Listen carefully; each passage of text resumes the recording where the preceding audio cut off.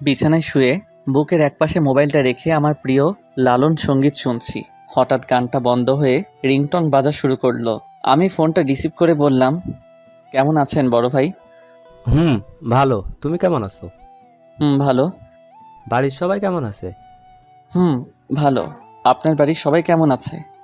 হ্যাঁ, ভালো। আচ্ছা, তুমি এক কাজ করো, আজকে তোমার খালার বাসায় এসে পড়ো। কালকে একসাথে পাত্রী দেখতে যাব। তাই নাকি? তা কার জন্য পাত্রী দেখবেন? তোমার খালাতো ভাই সজীবের জন্য। তাই নাকি? বিয়ে করতে রাজি হয়েছে? কেমনে সম্ভব? সম্ভব হয়েছে, আমি আছি না। আচ্ছা, তুমি তাড়াতাড়ি আসো, আসলেই কথা হবে। অবশ্যই আমি আসতেছি। সজীব ভাইয়ের জন্য পাত্রী দেখা হবে আর আমি সেখানে থাকবো না? এটা কেমনে হয়? আচ্ছা বড় ভাই, আমি 1 ঘন্টার মধ্যে রওনা দিচ্ছি। আচ্ছা, আসো তাহলে, ফোন রাখি, দেখে শুনে এসো। ঠিক আছে বড় ভাই। আমি চাঁদ, অনার্স সেকেন্ড ইয়ারে পড়তেছি। এতক্ষণ যার সাথে কথা বললাম সে হচ্ছে আমার খালাতো বোন, সোনিয়া আপুর হাজবেন্ড। আমি তাকে বড় ভাই বলেই ডাকি। আর যার জন্য পাত্রী দেখা হবে সে হচ্ছে আমার খালাতো ভাই সজীব। প্রেম করে ছ্যাঁকা খাইছিল, তাই বিয়ে করতে চাইছিল না।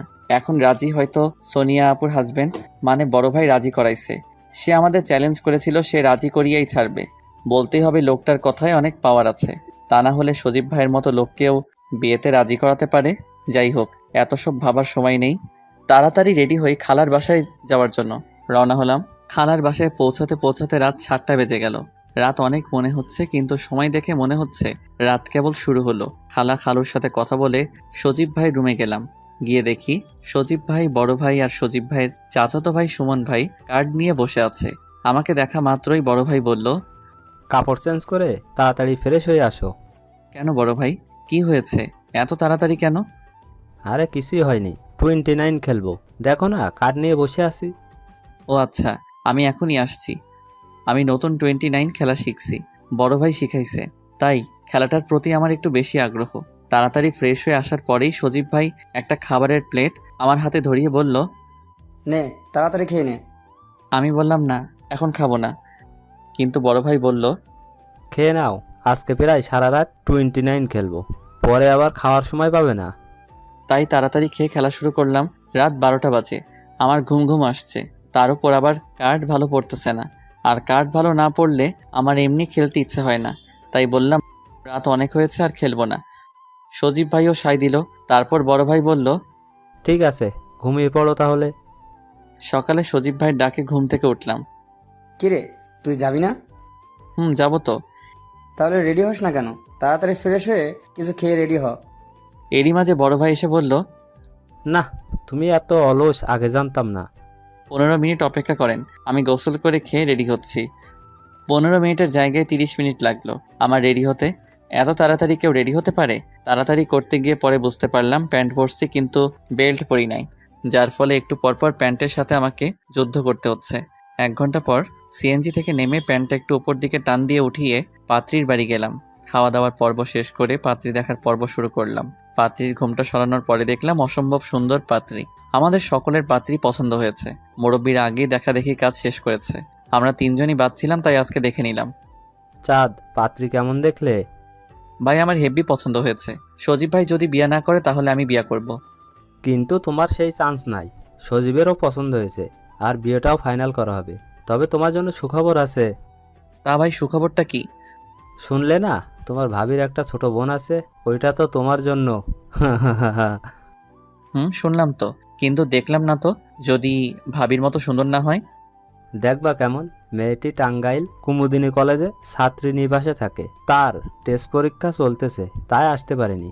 আর তোমার ভাবি যেহেতু সুন্দর, তার ছোট বোনও সুন্দর হবে। এটা আপনার ভুল ধারণা। যদি বড় মেয়েটি মায়ের মতো আর ছোট মেয়েটি বাবার মতো হয় তাহলে কেমন হবে?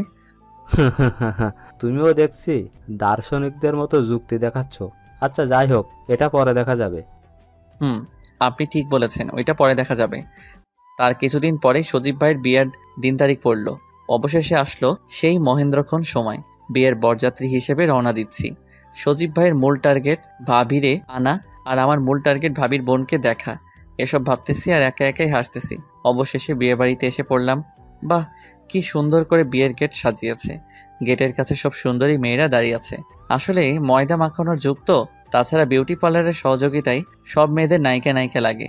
হঠাৎ করেই নায়িকাদের মাঝে অসম্ভব সুন্দরী এক পরী এসে বলতেছে, এই 10,000 টাকার 1 পয়সাও কম কেউ গেট ছাড়বি না। আমি তো সুন্দরী ওই পরীটাকে দেখায় ব্যস্ত। এরই মধ্যে বড় ভাই আমাকে ফিসফিসিয়ে বলল। এদেরকে সামলাও তো দেখি, কি রকম বুদ্ধি তোমার। আমি বড় ভাইকে বললাম, আচ্ছা ঠিক আছে দেখেন তাহলে। আচ্ছা আপনাদের কত টাকা দিতে হবে? পরীটি বলতে লাগলো। কেন শুনতে পাননি? 10,000 টাকা। আমি মনে মনে ভাবতে লাগলাম, এ তো আস্ত এক ডাকাতনি। পরীর দেশে ডাকাতি করে, এখন মানব সাম্রাজ্যে এসে ডাকাতি করতে যাচ্ছে। আমি বললাম, কিছু কম নেওয়া যায় না? পরীটি বলল, না, 1 টাকাও কম নেওয়া যাবে না। তাহলে আর কি করার, একটা 50 টাকার বান্ডিল পরীর হাতে দিয়ে দিলাম। বাহ কি নরম হাত রে।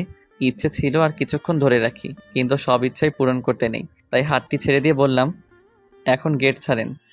পরী বলল, না, আগে টাকা গুনে নেই তারপর। কিন্তু ওই পাশ থেকে এক চাচা এসে বলল, হইছে, এখন গেট ছেড়ে দে তোরা। মেহমানরা অনেক পথ পাড়ি দিয়ে আইছে, ওনাদেরকে একটু বিশ্রাম নিতে দে। এই মাত্র 5,000 টাকা দিচ্ছে, এটা হবে না। এভাবে মৃদু আন্দোলন শুরু হলো, কিন্তু ততক্ষণে আমরা বাড়ির ভিতরে এসে পড়েছি। আমি আবার পরীটার কাছে গিয়ে বললাম, এভাবে আন্দোলন করলে হবে না তো, 1952 সালের আন্দোলনের মতো করতে হবে, 5-7 জনকে মরতে হবে।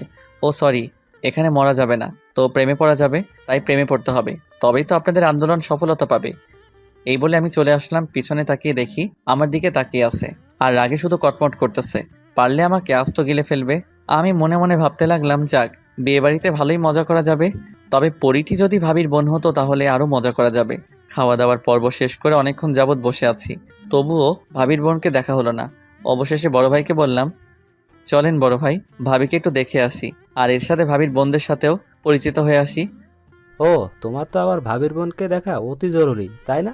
আচ্ছা চলো, যাই দেখি পরিচিত হওয়া যায় কিনা। আপনি যে কি বলেন না। ভাবিকে দেখতে গেলাম, সেখানেও যে পরীকে দেখা যাচ্ছে।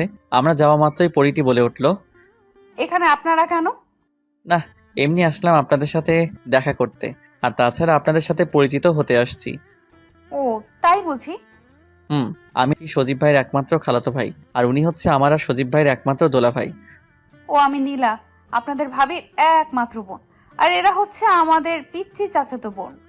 আমার মন তো খুশিতে লুঙ্গি ড্যান্স দিতেছে, কিন্তু তা প্রকাশ না করে ভাবির কয়েকটা পিক তুললাম। ইচ্ছে ছিল ভাবির বোনেরও পিক তুলবো, কিন্তু ভাবির বোন খুবই শেয়ানা, ভাবির সাথে দাঁড়ালোও না, আর আমার পিক তোলাও হলো না।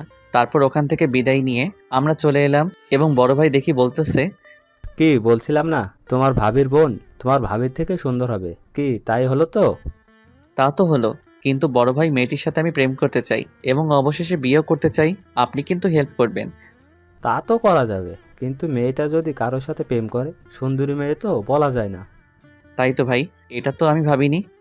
তবে যাই বলো, মেয়েটিকে দেখে মনে হয় না প্রেম করে। তাছাড়া আমার মন বলছে মেয়েটি প্রেম করে না।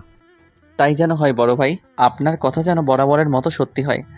অবশেষে বিয়ে পড়ানো শেষ হওয়ার পর ভাবিকে নিয়ে চলে যাওয়ার সময় ভাবি আর ভাবির বোনের কান্না দেখে আমার চোখেও প্রায় পানি এসে পড়েছিল।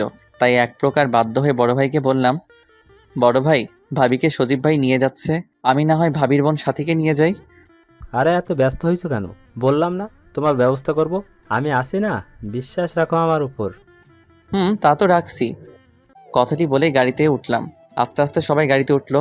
আমি গাড়ি থেকে নীরাকে দেখতে থাকলাম, তার অশ্রুসিক্ত চোখগুলো গাড়ি ছেড়ে দিছে।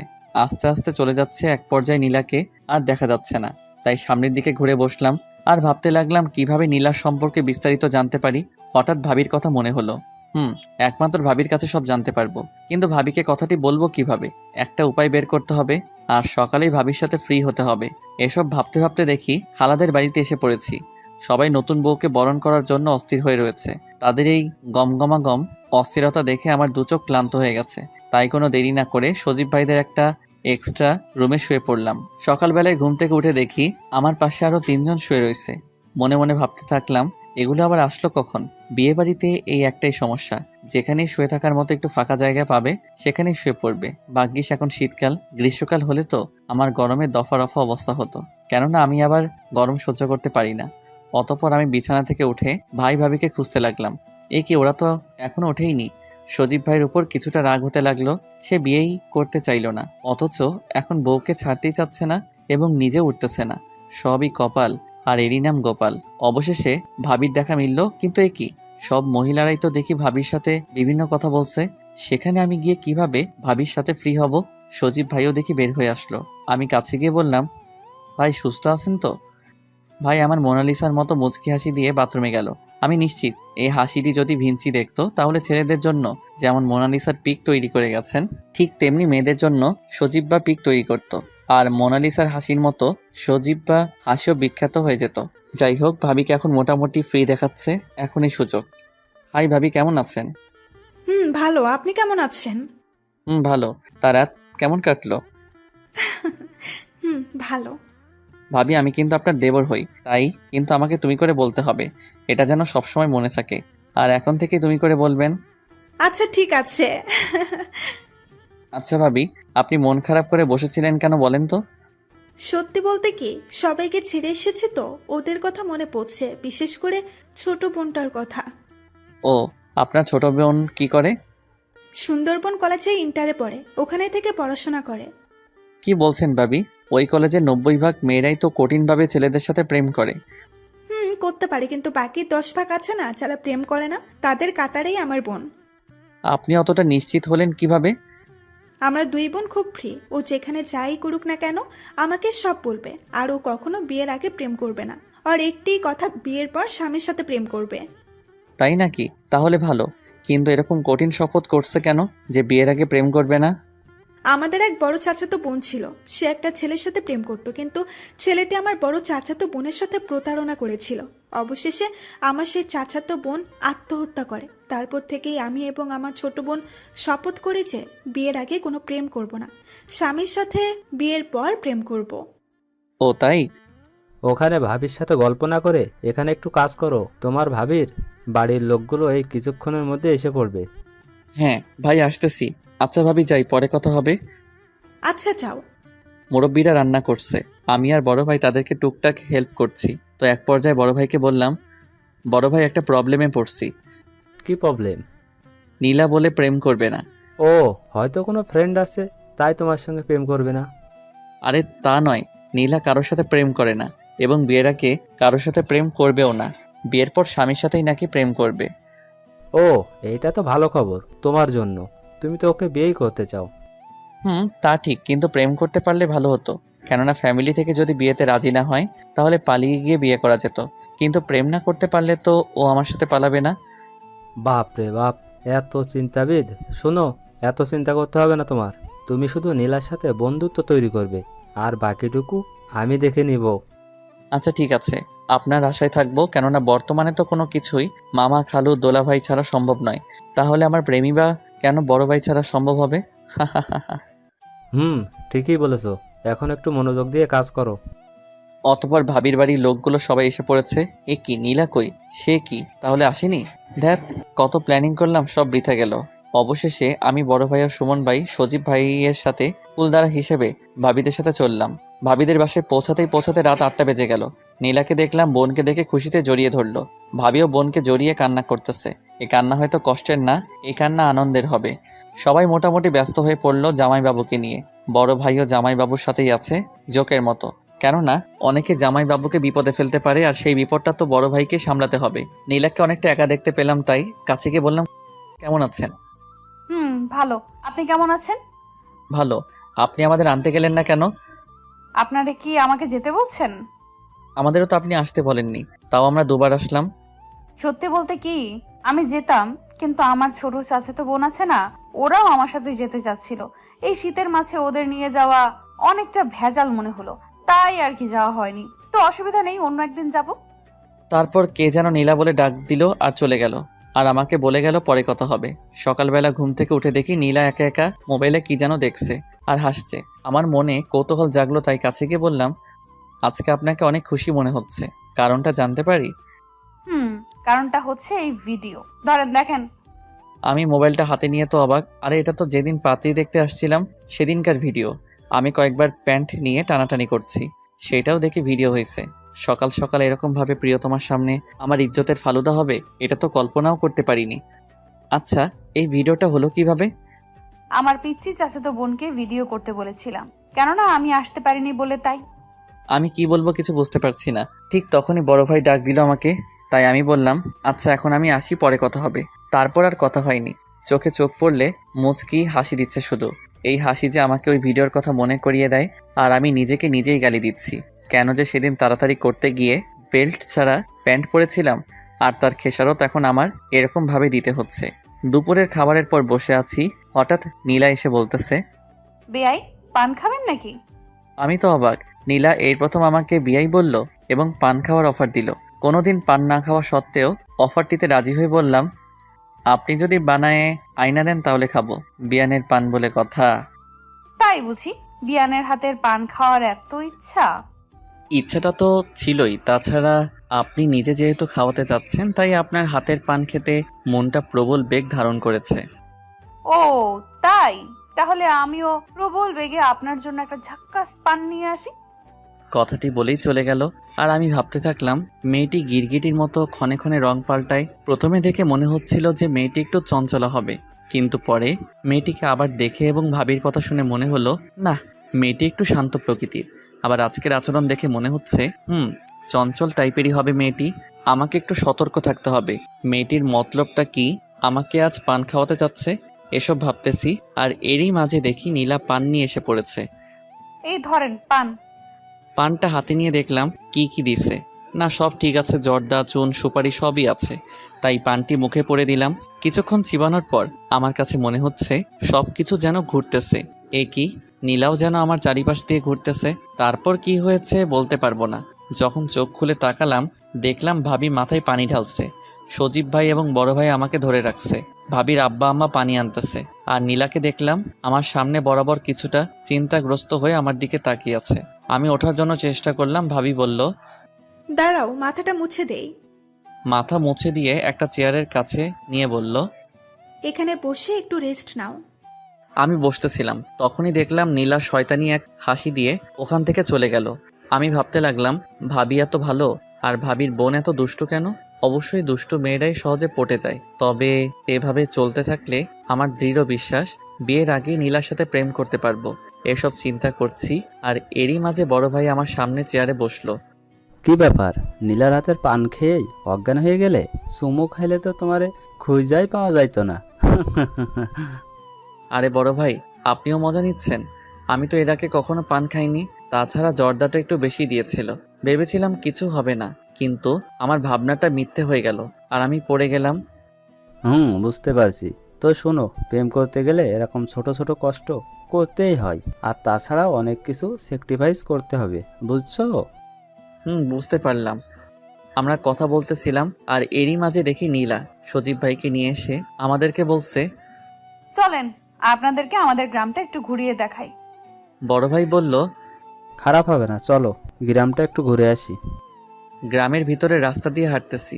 রাস্তাটির দুপাশে সারি সারি লাগানো গাছ, আর দুপাশে অনেক বিস্তৃত এলাকা জুড়ে হলুদ সরিষা ফুলের সমারোহ রাস্তাটির সৌন্দর্য আরও বৃদ্ধি করেছে। এরকম মনোমুগ্ধকর পরিবেশ পছন্দের মানুষের সাথে উপভোগ করার সুযোগ পেয়ে মনটা খুশিতে বাকবাকুম করতেছে। বড় ভাই বলে উঠল, চলো সরিষা খেতে কয়েকটা ফটো তোলা যাক। আমিও তার কথায় সায় দিলাম। আমরা একসাথে সেলফি তুলতে চাইলাম, কিন্তু নীলা আসলো না। আমি আমাদের তিনজনের কয়েকটি ফটো তুললাম। অনেক আশা নিয়ে নীলাকে বললাম, আপনি একাই দাঁড়ান, আপনার একটা ফটো তুলি। আসলে আমি ফটো তুলি না, এমনকি কেউ যদি ফটো তুলতে বলে তাহলেও আমার অ্যালার্জি হয়। কথাটি শুনিয়া সজীব ভাই এবং বড় ভাই উভয়ই অট্ট হাসিতে মেতে উঠল। আমি বোকার মতো নীলার দিকে চেয়ে রইলাম। অবশেষে নিজেকে সামলিয়ে বললাম, তাই নাকি? তাহলে ফটো তোলার দরকার নাই। আমি মনে মনে নিজেকে নিজেই গালি দিচ্ছি, কেন যে ফটো তুলতে চাইলাম, আর নিজে নিজেই অপমানিত হলাম। যাই হোক, এই মেয়েকে কিছু বললে অনেক ভেবেচিন্তে বলতে হবে। সবাই এই সুন্দর প্রকৃতিকে উপভোগ করতেছে, শুধু আমি ব্যতীত। কেননা মনে যদি শান্তি না থাকে, তাহলে স্বর্গে গিয়েও সুখ পাওয়া যায় না। অবশেষে সবাই চলে আসলাম। আমি রাতে শুয়ে শুয়ে ভাবতেছি কালকে তো চলে যাব, কিন্তু এখনো পর্যন্ত ভালোভাবে কথাই হলো না। তাহলে কবে মোবাইল নম্বর বা ফেসবুক অ্যাকাউন্ট নাম্বার নিব, আর কবেই বা প্রেম করব? সেই চিন্তায় আমার ঘুম আসতেছে না। কালকে সাহস করে মোবাইল নাম্বার চাবো নাকি? নিজেকে নিজেই প্রশ্ন করলাম। না, ফটো তুলতে গিয়ে একবার অপমানিত হয়েছি, আবার নাম্বার চাইতে গিয়ে যদি আবার অপমানিত হই। আর তাছাড়া সব ক্ষেত্রে শুধু সাহস দেখালেই সফলতা পাওয়া যায় না, বুদ্ধিরও প্রয়োজন হয়। এসব ভাবতে ভাবতে কখন যে ঘুমিয়ে পড়ছি জানি না। সকালে ঘুম থেকে উঠে বাইরে বের হয়ে দেখি সবাই কাজে ব্যস্ত। নীলাও দেখি অনেক কাজ করতেছে। মনে মনে ভাবলাম আজকে তো নীলার সাথে কথাই বলা যাবে না, তাই উদাস মনে চেয়ারে বসে আছি। কিছুক্ষণ পর পিছন থেকে কে যেন বলল। বেআই এর কি মন খারাপ? আমি পিছন দিকে তাকিয়ে দেখি নীলা। তারপর বললাম, না এমনি কেন যেন ভালো লাগতেছে না। ও আচ্ছা, আমি যাই, আমার অনেক কাজ করতে হবে। এটা বলেই নীলা চলে গেল। দেখতে দেখতে বিকেল হয়ে গেল। সবাই রেডিও হয়েছে, আমিও রেডি হয়েছি বাড়িতে যাওয়ার জন্য। ভাবির মনটা খারাপ, তাদের পরিবার ছেড়ে চলে যাচ্ছে। আমার মনটাও খারাপ, নীলাকে ছেড়ে চলে যাচ্ছি বলে। নীলা আমার কাছে এসে বলল। বেআই আবার আসবেন কিন্তু। আমিও তাকে কিছু বলতে যাব, তার আগে সে সজীব ভাইদের কাছে গেল তাদের বিদায় জানাতে। আমি আর কিছু বললাম না, গাড়িতে উঠে পড়লাম। একে একে সবাই উঠে পড়ল। আমি নীলার দিকে তাকিয়ে আছি। নীলা আমার চোখে একবার চোখ রেখেছিল, কিন্তু সেই চোখে আমার জন্য কোনো অনুভূতি আছে কিনা বুঝতে পারলাম না। কি আর বলবো, এই কয়দিনে আমি যা বুঝলাম মেয়েটি আসলে অনেক রহস্যময়ী। কেননা একবার মনে হয় মেয়েটি আমার সাথে কথা বলতে ইচ্ছুক, এই কারণে নিজে থেকে অনেক সময় আমার সাথে কথা বলেছে। আবার মনে হয় আমার সাথে কথা বলতে তার কোনো আগ্রহ নেই। ধ্যাত, আমি মনে হয় ব্যর্থ হলাম। হতাশ মন নিয়ে সজীব ভাইদের বাড়ি পৌঁছালাম। সকালবেলায় খাওয়া দাওয়া করে বসে বসে ফেসবুক চালাচ্ছি, আর তখনই ভাবি এসে বলছে, কি করছো? এই একটু ফেসবুক চালাচ্ছি। তুমি ফেসবুক চালাও, তাহলে আমাকে রিকোয়েস্ট পাঠাও না কেন? ও, আপনিও চালান নাকি? আচ্ছা, আপনার আইডির নাম বলেন। চাঁদের বুড়ি। কি নাম আর খুঁজে পাননি? ভাবি কিছু না বলে শুধু একটু মুচকি হাসলো। আমি রিকোয়েস্ট পাঠিয়ে ভাবির আইডি দেখতেছি। দেখলাম ভাবির প্রতিটি স্ট্যাটাসে ইয়া আক্তার নীলা নামের এআইডি ভালো ভালো কমেন্ট করছে, এবং প্রতিটি কমেন্টে আপু শব্দটি উল্লেখ করেছে। কেন যেন আমার মনে হইতেছিল এই আইডি নীলার আইডি হবে। নিশ্চিত হওয়ার জন্য ভাবিকে বললাম, আচ্ছা ভাবি, হিয়া আক্তার নীলা এটা কার আইডি? আপনার প্রতিটা স্ট্যাটাসে ভালো ভালো কমেন্ট করছে। ও, এটা আমার ছোট বোন নীলার আইডি। আমার মনে যেন আশার প্রদীপ জ্বলে উঠল, কিন্তু ভাবিকে তা বুঝতে না দিয়ে বললাম, ও। ভাবি আমার এখান থেকে চলে যাওয়ার পর আমি নীলাকে রিকোয়েস্ট পাঠালাম। তারপর বিকেলবেলায় সবার কাছ থেকে বিদায় নিয়ে আমি আমাদের বাড়ি চলে আসলাম। রাতে ফেসবুকে ঢুকে দেখলাম অ্যাকসেপ্ট করে নাই। পরপর 3 দিন দেখলাম তাও অ্যাকসেপ্ট করে নাই। আমার খুব রাগ হলো, তাই এসএমএস করলাম, আমি আপনাকে ফ্রেন্ড রিকোয়েস্ট পাঠাইছি, প্রেমপত্র পাঠাইনি যে এত ভাব ধরতে হবে। এসএমএসটি পাঠিয়ে ঘুমিয়ে পড়লাম। সকালে ঘুম থেকে উঠে ফেসবুকে ঢুকে দেখলাম নীলা ফ্রেন্ড রিকোয়েস্ট অ্যাকসেপ্ট করছে এবং একটা এসএমএসও দিছে। এসএমএসটি এরকমের ছিল, আসলে কি জানেন, আমি এখন পর্যন্ত কোনো ছেলের আইডি আমার কোনো ফেসবুক ফ্রেন্ড করিনি, এমনকি অপরিচিত কোনো মেয়েও ফ্রেন্ড লিস্টে নেই। তাই একটু দ্বিধায় আছিলাম। প্লিজ রাগ করেন না, আপনার রিকোয়েস্ট কিন্তু অ্যাকসেপ্ট করেছি। আমি কিছুই লিখলাম না, শুধু সিন করে রাখলাম। আর মনে মনে ভাবতে লাগলাম, যাক একটু রাগ দেখিয়ে কাজ হয়েছে। তারপর ফ্রেশ হয়ে আমি কলেজের দিকে রওনা হলাম। মনটা অনেক খুশি, যেন বিশ্ব জয় করে ফেলেছি। অবশ্যই আমি মনে করি একটা নারীর মন জয় করা বিশ্ব জয় করার চেয়ে কম নয়। পরক্ষণে ভাবতে থাকলাম, ও তো আমার ফেসবুক ফ্রেন্ড হয়েছে, গার্লফ্রেন্ড তো হয়নি। তাহলে আমার মন এত খুশি কেন? মন মুচকি হেসে আমাকে বলল, আরে বোকা, গার্লফ্রেন্ড হয়নি তো হয়ে যাবে, এত চিন্তা করিস কেন? আমি মনের সাথে সহমত প্রকাশ করে খুশি মনে কলেজে আড্ডা দিয়ে বাড়ি চলে আসলাম। রাতে ফেসবুকে লগ ইন করে নীলাকে খুঁজতে থাকলাম। হ্যাঁ, অনলাইনে দেখতে পাচ্ছি, কিন্তু এসএমএস দিব কিনা ভাবতেছি। আর এরই মাঝে দেখি একটা এসএমএস এসে পড়েছে। হ্যাঁ বেআই, কেমন আছেন? ভালো। আপনি কেমন আছেন? ভালো। বাড়ির সবাই কেমন আছে? ভালো। আপনার বাড়ির সবাই কেমন আছে? ভালো। তারপর আমি তার মেসেজের জন্য অপেক্ষা করতেছিলাম, কিন্তু মেসেজ দিচ্ছে না। তাই আমি নিজেই মেসেজ দিলাম, এখন কি করেন? কিন্তু কোনো রিপ্লাই আসে না। পরক্ষণে দেখতে পেলাম সে অনলাইনে নেই। মেয়েটার ওপর খুব রাগ হলো, কেননা কোনো কিছু না বলে অনলাইন থেকে চলে যাওয়ার কোনো মানে হলো? মেয়েটাকে বিয়ে করতে পারলে এর শাস্তি সুদে আসলে তখন দিব। পরের দিন সকালবেলা নীলাকে অনলাইনে দেখতে পেলাম, তাই মেসেজ দিলাম, গুড মর্নিং। সিন করেছে অথচ কোনো অ্যান্সার দিচ্ছে না। দীর্ঘ 3 মিনিট পর একটা এসএমএস দিল, গুড মর্নিং। এতক্ষণ পর? ও সরি, এক বান্ধবীর সাথে কলেজের বিষয়ে কথা বললাম।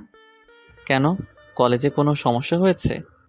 আরে না, আজকে কলেজে যাওয়ার কথা ছিল, কিন্তু আম্মু এত করে আজকের দিনটা থেকে যাওয়ার কথা বলল, তাই বাধ্য হয়ে থাকতে হলাম। আচ্ছা, শুনেছি আপনাদের বাসা নাকি খুলনা সিটিতেই? খুলনা নিরালা 27 নম্বর রোড। এখান থেকে আপনাদের কলেজে যেতে অটোতে 15 মিনিট সময় লাগে। হালকা জ্যাম থাকা সত্ত্বেও। ও তাই, ভালো। অনেকক্ষণ হলো কোনো এসএমএস পাচ্ছি না। হ্যালো, আছেন কি? না, মেয়েটি আবার হুট করে চলে গেছে। মেয়েটির মনে হয় সাধারণ জ্ঞানটুকু নেই। হুট করে চলে যায়, তাই রাগে দুঃখে মোবাইলটা বিছানায় রেখে আবার শুয়ে পড়লাম। কিছুক্ষণ পর মা ডাকতে আসলো। কলেজে যাবি না? না, আজকে কলেজে ক্লাস হবে না। ও তাহলে ভালোই হলো।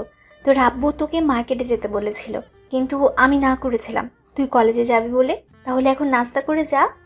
আমি মার্কেটে গিয়ে কি করব? আর তাছাড়া টাকা দিয়ে লোক রেখেছে, তারা কি করে? তোর আব্বুর সাথে যে লোকটা কাপড়ের দোকানে থাকে, সে বিয়ে করার জন্য ছুটি নিয়েছে। আর কসমেটিক্সের দোকানে 3 জনের মধ্যে একজনের মা নাকি খুব অসুস্থ, এ কারণে ছুটি নিয়েছে। জানিসই তো কসমেটিক্সের দোকানে কিরকম ভিড় পড়ে, 2 জন সামলাতে পারে না, তাই তোকে যেতে বলেছে। আমি তো কোনোটার দামই সঠিকভাবে জানি না।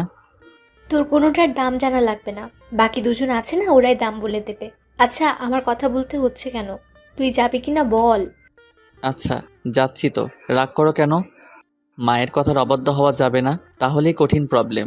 আমাদের সংসারে মা যা বলবে তাই হবে। তাই আর কি, মা মার্কেটে যেতে বলেছে, যেতে হবেই।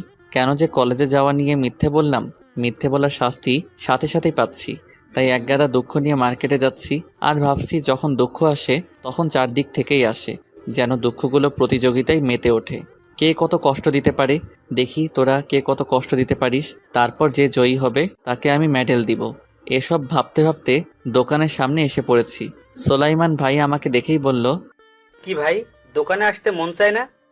আমি মুচকি হাসি দিয়ে বললাম, আরে না ভাই, সামনে পরীক্ষা, তাই একটু পড়াশোনা নিয়ে ব্যস্ত। ও তাই, আসেন দোকানের ভিতরে এসে বসেন। একটা চেয়ার দেখিয়ে বলল। বসেন এখানে। তারপর আবার কাস্টমারদের সাথে কথা বলে ব্যস্ত হয়ে পড়লেন। সোলাইমান ভাই আমাদের এই কসমেটিক্স দোকানের অনেক পুরাতন কর্মচারী। অনেক ছোট থেকেই এই দোকানে কাজ করত। অনেক মজার লোক, কাস্টমারদের সাথে এত মজা করে কথা বলে যে কাস্টমাররা জিনিস কিনতে বাধ্য হয়। আমি তাদের ব্যস্ততা অনুভব করতেছি, ভালোই লাগছে। তো হঠাৎ করেই কেন জানি নীলার কথা মনে পড়ল। তাই আর দেরি না করে ফেসবুকে ঢুকলাম, কিন্তু ফেসবুকে পেলাম না। অনেকক্ষণ ঘাটাঘাটি করার পর একটা এসএমএস পেলাম। এ কি, নীলাই তো এসএমএস করেছে। এসএমএস এ লেখা, কিছু না আপনি। আমি ভাবতে লাগলাম এইটা কি এসএমএস করলো। পরক্ষণে মনে পড়লো সকালে বলেছিলাম আপনি কি করেন, সেটার উত্তর এখন দিয়েছে। আমি না হেসে পারলাম না। সকালে প্রশ্ন করলে বিকালে উত্তর পাওয়া যায়। আমিও একটা এসএমএস করলাম, এই দোকানে বসে আছি। কিসের দোকান? কসমেটিক্সের দোকান। ও, ওখানে কি করেন? এই কিছু না, আমাদের দোকানে বসে আছি। আপনাদের না কাপড়ের দোকান? একটা কাপড়ের দোকান আর একটা কসমেটিক্সের দোকান। ও ভালো। আপনি না অনেক মজার লোক। কেন, আমি আবার কি করলাম? আপনাকে সকালে প্রশ্ন করলে সেই প্রশ্নের উত্তর বিকালে দেন। হা হা হা। এত হাইসেন না, মুখের ভেতর মাছি ঢুকবে। না, ঢুকবে না। আপনার মতো সুন্দরী বিয়ানের সাথে কথা বলার সময় কোনো মশা মাছি আমাকে ডিস্টার্ব করে না। ও তাই বুঝি। আচ্ছা, এখন কি করেন? আপেল খাচ্ছি, খাবেন? যদি দেন তাহলে অবশ্যই খাবো। আচ্ছা, আমি মনে মনে দিলাম। ও, অ্যাপেলটি তো অনেক মিষ্টি। অবশ্যই মিষ্টি মানুষের ছোঁয়া পেলে সবই মিষ্টি হয়ে যায়। তাই আমি বুঝি মিষ্টি মানুষ। আচ্ছা, আপনাকে একটা কথা বলি, প্লিজ রাখবেন? যদি রাখার মতো হয় তাহলে রাখবো, আপনি বলতে পারেন। ফেসবুক থেকে চলে যাওয়ার সময় আমাকে একটু জানিয়ে চলে যাবেন প্লিজ। ও এই কথা, আপনি না সহজ কথাকে এত ভনিতা করে বলেন যেন না জানি কোনো কঠিন কথা বলবেন। আসলে আমি এরকমই, সহজ কথাকে কঠিন করে এবং কঠিন কথাকে সহজ করে বলি। কবে যেন আপনাকে অনেক কঠিন কথা এত সহজ করে বলবো যে আপনি জ্ঞানও হারিয়ে ফেলতে পারেন। হা হা হা। এই যে মিস্টার, আমি আপনার মতো নই যে কিনা পান খেয়েই জ্ঞান হারিয়ে ফেলে। নিজের ফাঁদে নিজেই ধরা পড়লাম। আচ্ছা, আপনি কিন্তু আমার কথা রাখবেন কিনা সেটা বলেননি। ও আচ্ছা, ঠিক আছে। আপনাকে ফেসবুক থেকে চলে যাওয়ার সময় সুন্দর করে বিদায় জানিয়ে তারপর চলে যাব, ঠিক আছে? ঠিক আছে। বিআই সাহেব ভালো থাকবেন, পরে কথা হবে, এখন বাই। দাঁড়ান, একটু কথা আছে। কি কথা বলেন বেআই, শুনি। রাতে ফেসবুকে আসবেন তো? ও সরি বেআই, রাতে আসতে পারবো না। এমনকি আগামীকাল সারাদিনেও ফেসবুকে আসতে পারবো না। একেবারে আগামীকাল রাতে ফেসবুকে আসবো। কেন এত লম্বা বিদায় কেন? আগামীকাল কলেজের হোস্টেলে উঠবো, তো রাতে সব গুছিয়ে রাখতে হবে। এবং আজকে রাত জাগা যাবে না, কেননা সকালে উঠতে হবে। আর সকালে রওনা দিলে দুপুরে হোস্টেলে পৌঁছাতে পারবো। তারপর আমাকে একটু ঘুমাতে হবে, কেননা জার্নি করলে প্রচুর ঘুম পায়। সো আপনার সাথে একেবারে আগামীকাল রাতে কথা হবে, যদি বেঁচে থাকি। ও তাহলে আর কি করার। আচ্ছা, ভালো থাকবেন, বাই। ওকে, আপনিও ভালো থাকবেন, বাই। আমার লাস্ট এসএমএসটি সিন না করে চলে গেল। মেয়েটি কেমন জানি, বুঝলাম না, যেন তারা লেগেই থাকে। সন্ধ্যা হয়ে যাচ্ছে, তাই সোলাইমান ভাইয়ের কাছ থেকে বিদায় নিয়ে বাড়ি চলে আসলাম। আজকে রাতে ফেসবুকে ঢোকার কোনো ইচ্ছা নেই, কেননা যেখানে নীলা নেই সেখানে আমিও নেই, তাই আগেই ঘুমিয়ে পড়লাম। সকালে ঘুম থেকে উঠে ফ্রেশ হয়ে কলেজে গেলাম, কিন্তু কোনো কিছুই ভালো লাগছে না। আজকের দিনটা যেন অনেক লম্বা, ফুরাতে চাচ্ছে না। আমি যে রাতের জন্য অপেক্ষা করছি সেটা তো আর রাত জানে না, তাই রাতের এত অবহেলা। আসলে অপেক্ষা করা যে কতটা বিরক্তিকর, নীলার প্রেমে না পড়লে হয়তো বুঝতেই পারতাম না। অবশেষে যেন রাতের আগমন হলো। আমি সন্ধ্যা রাতেই ফেসবুকে ঢুকে আছি আর প্রতীক্ষা করতেছি নীলার আগমনের জন্য। নীলা এসেছে, কিন্তু কোনো এসএমএস দিচ্ছে না, তাই আমি আগে এসএমএস দিলাম। হাই, কেমন আছেন? ভালো। আপনি কেমন আছেন? ভালো। কি করেন? শুয়ে আছে। আপনি কি করেন? এখনই শুয়ে পড়েছেন? ভালো। আর আমরা মিষ্টি পান খাচ্ছি। হোস্টেলে পান পেলেন কোথায়? হোস্টেলে সবই পাওয়া যায়, বুঝলেন? বুঝলাম। তা একাই খাবেন, আমাকে দিবেন না? না, আপনাকে দিবও না, কেননা আপনি পান খাইতে পারেন না, জ্ঞান হারিয়ে ফেলেন। না, এখন খাইতে পারবো। আচ্ছা জানেন, ওই দিনের ঘটনা নিয়ে একটা গান বানাইছি। তাই নাকি? প্লিজ আমাকে শোনান। শোনাবো কিভাবে? আপনি তো মোবাইল নাম্বার দেননি, আর তাছাড়া মেসেঞ্জারে ফোন দিলে রিসিভ করেন না তো। আসলে ফোনে কথা বললে বান্ধবীরা অনেক ফাজলামি করে, তাই আর কি ফোনের চেয়ে এসএমএসই ভালো। আপনি গানটির প্রথম 2 লাইন এসএমএস এ পাঠিয়ে দেন। মনে মনে ভাবতে লাগলাম, ধ্যাত, নাম্বার নেওয়ার একটা প্ল্যান করছিলাম, তাও ব্যর্থ হলাম। কি হলো, আছেন নাকি? আছি তো। তাহলে গানটি লিখেন না কেন? দিচ্ছি, একটু ওয়েট করেন। ওকে। কি পান খাওয়াইল রে বিয়ান, গড়িয়া পড়িয়া যায়, এখনো না মোর কাটিল না ঘোর, বিয়ানের প্রেমের নেশায়। কিছুটা ভয় নিয়ে এসএমএসটি পাঠিয়ে দিলাম। এটা কি আর প্রেমের নেশা মানে? আরে রাগ করছেন কেন? এটা তো একটা গান। আর তাছাড়া আমার একটু লিখতে ভুল হয়েছে, ওখানে প্রেমের নেশা না হয়ে হবে পানের নেশা। ও তাই বলেন? অনেক সাহস জাগিয়ে বললাম। আচ্ছা, এতে রাগের কি আছে? আমরা কি প্রেম করতে পারি না? আর প্রেম করলে অসুবিধা কোথায়?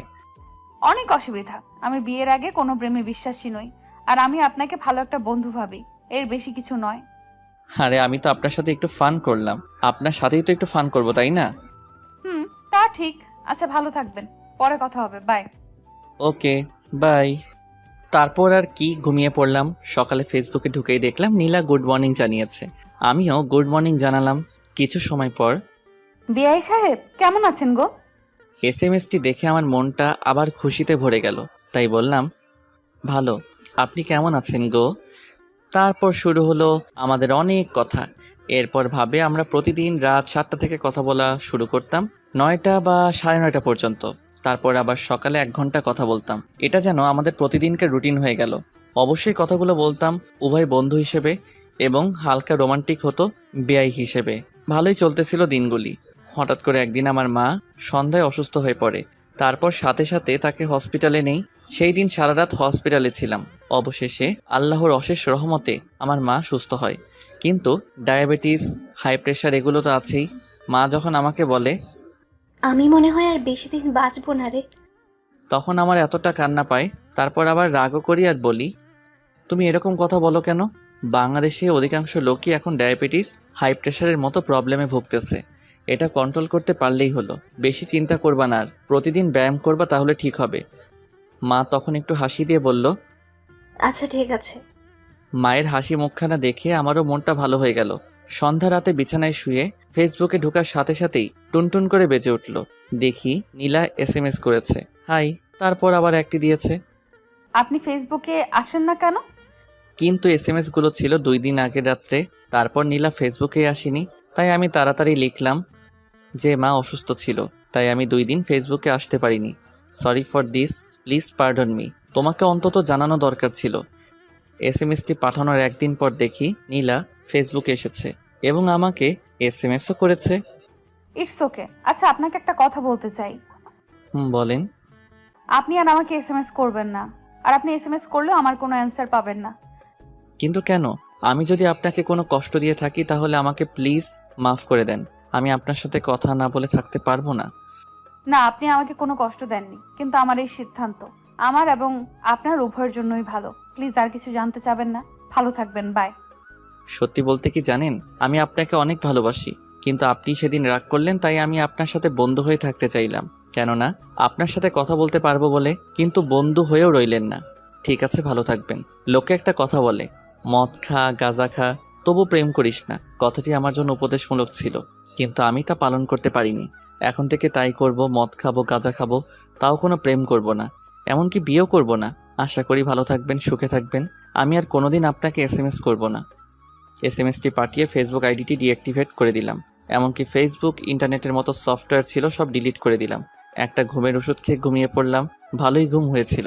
11টা পর্যন্ত ঘুমিয়েছিলাম। মা অনেকবার ডাকতে এসেছিল। আমি ঘুম থেকে ওঠার পর মা এক প্রকার দৌড়ে চলে আসলো।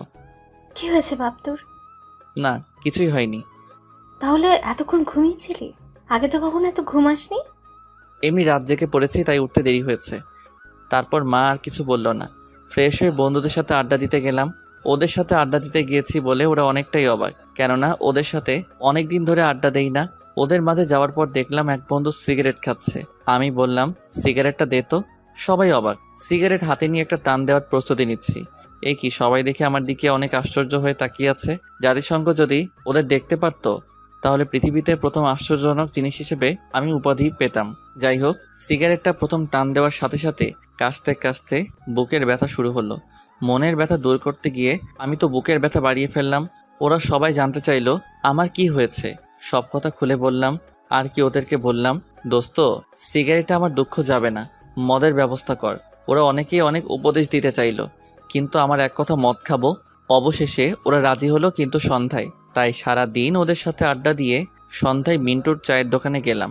ওখানে গোপনে মদ বিক্রি করে, তাই ওখান থেকে আমার এক বন্ধু গোপনে মদ কিনে নিয়ে আসলো। আরেক বন্ধু কয়েকটা স্পিড নিয়ে আসলো। সবই হলো। এখন খাবো কোথায় সেটা চিন্তা করতে থাকলাম। তখন এক বন্ধু বলল, আমার বাসা আজকে খালি আছে, কিন্তু শুধুমাত্র আমার দাদু আছে। এইটা শুনে আমরা সবাই একসাথে বললাম, তোর দাদু তো কানেই শুনে না। সবাই হাসতে হাসতে ওদের বাসার দিকে রওনা হলাম। সবাই ফ্লোরে গোল হয়ে বসে আছি, মাঝখানে মদের বোতল আর স্পিড। আমি বললাম, স্পিড আনছিস কেন? এক বন্ধু বলল, তুই তো নতুন, সরাসরি মদ খেতে পারবি না, তাই স্পিডের সাথে মিশিয়ে খেতে হবে। আমি এমনি খেতে পারবো। তাই মদের বোতল থেকে কিছু অংশ কাপে ঢেলে মুখের কাছে নিতেই কেমন যেন গন্ধ আসলো। আমি ভাবতে লাগলাম, মানুষ কেন এগুলো খায়? পরক্ষণেই মনে হলো আমার দুঃখ দূর করতে হবে, তাই দেরি না করে পুরোটাই মুখে দিয়ে গিলে ফেললাম। এ কি, আমার গলার ভিতর দিয়ে যেন আগুন যাচ্ছে। আমি কিছুক্ষণ নিথর হয়ে রইলাম, তারপর সাহস করে বললাম, দে, আবার খাবো।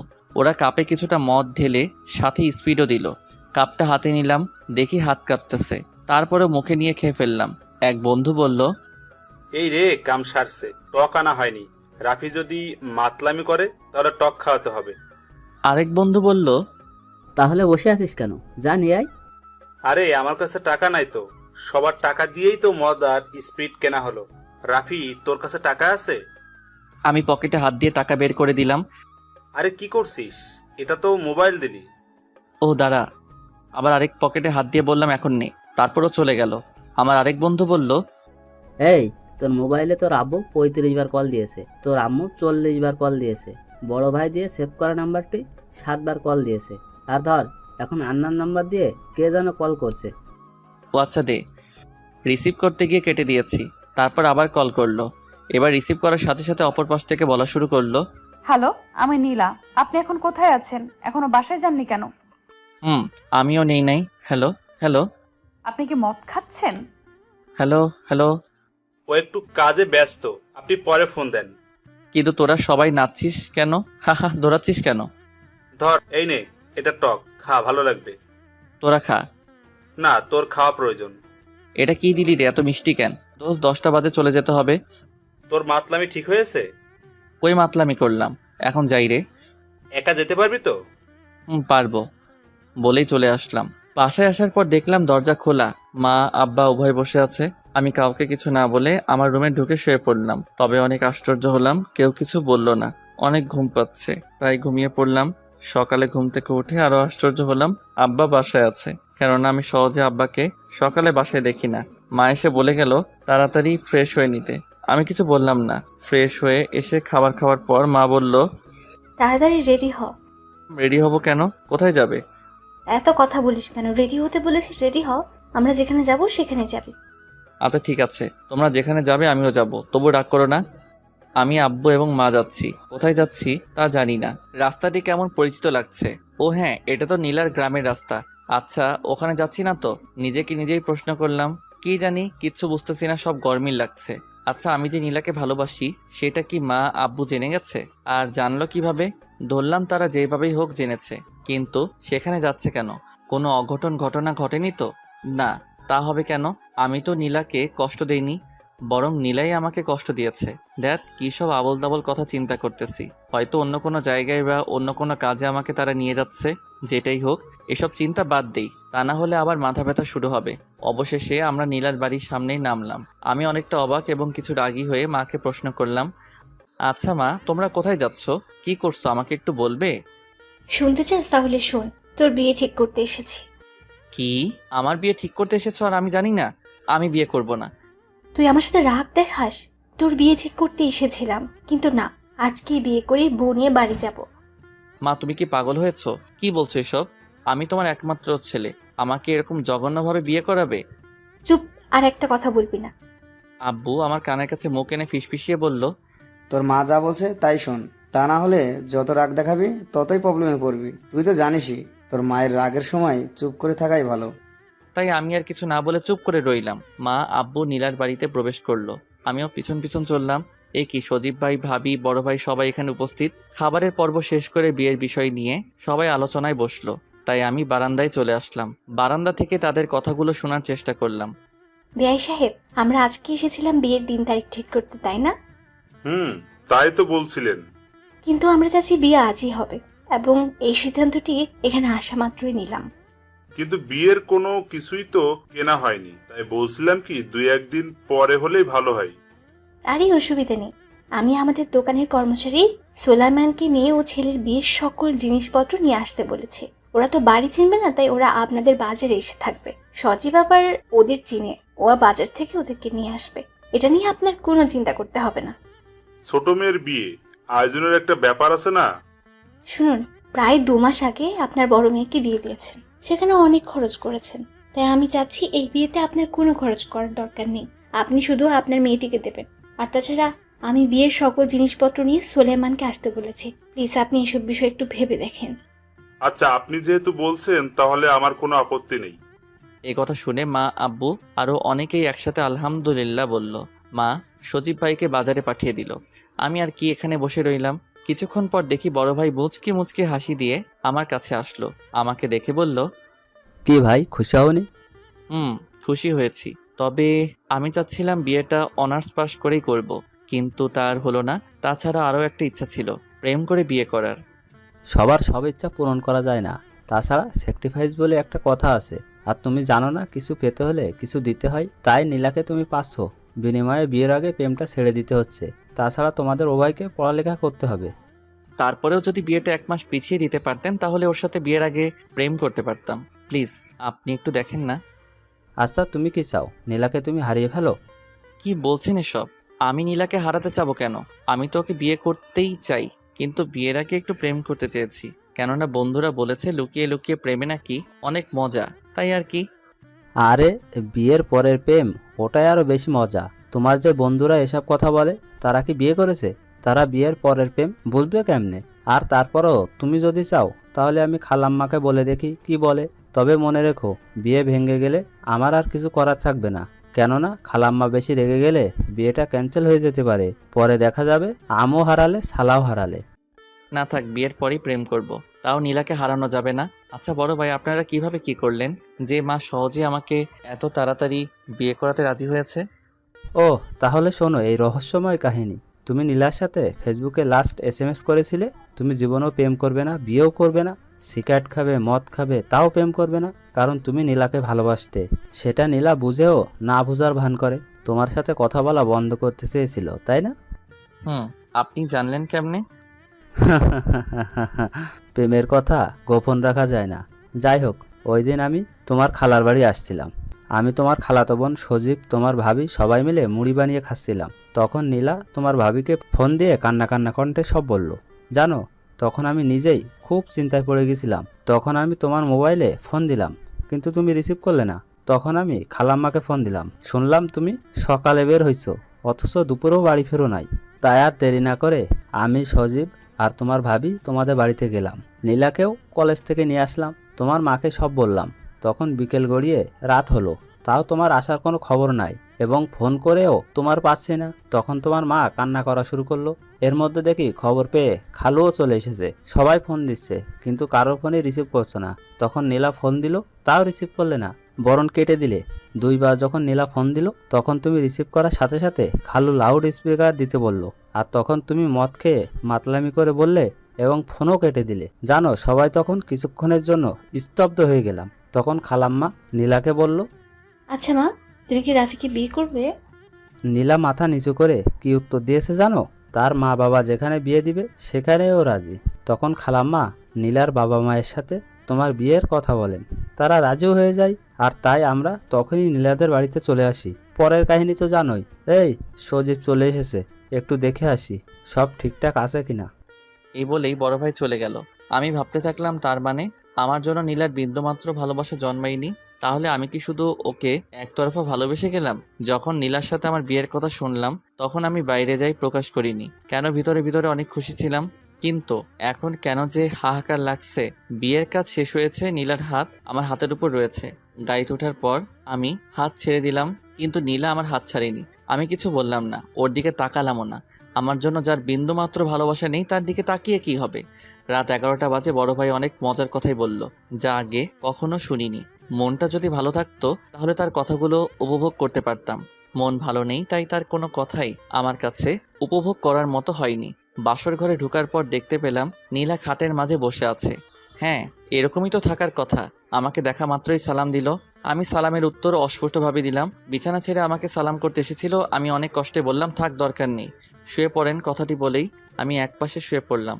ও হয়তো খুবই আশ্চর্য হয়েছে, তাই কিছুক্ষণ পর বলল, আচ্ছা, আমি সেদিনকার করা কথা বলার জন্য খুবই দুঃখিত। দেখেন, আমার কিছু করার ছিল না, প্লিজ আমাকে মাফ করে দেন। আমি চুপ করেন, রাত অনেক হয়েছে, এখন শুয়ে পড়েন। কিছুক্ষণ পর মৃদু কান্নার আওয়াজ শুনতে পেলাম।